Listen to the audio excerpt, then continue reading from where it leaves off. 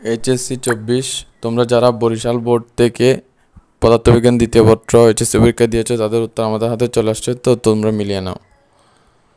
একের উত্তর গ, দুইয়ের উত্তর গ, তিনের খ, চারের গ,